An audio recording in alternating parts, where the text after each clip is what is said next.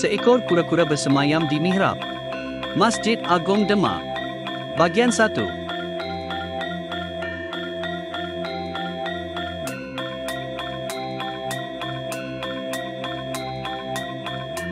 Ilustrasi kura-kura di mihrab Masjid Agung Demak melambangkan tahun pendirian masjid.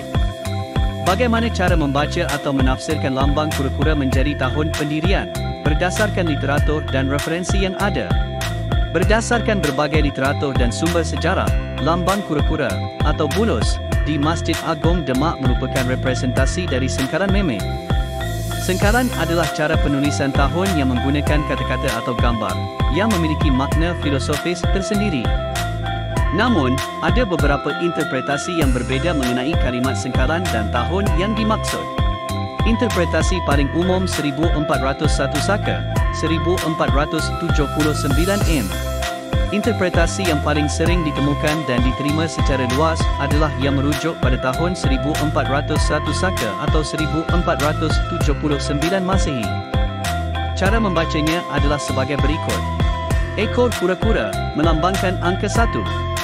Badan kura-kura melambangkan angka 0. 4 kaki kura-kura melambangkan angka 4. Kepala kura-kura atau bulus melambangkan angka 1. Sengkaran ini jika dibaca secara terbalik, sesuai tradisi penulisan sengkaran Jawa, menjadi 1401. Tahun ini mengacu pada tahun Saka, yang jika dikonversi ke tahun Masehi, menghasilkan tahun 1479.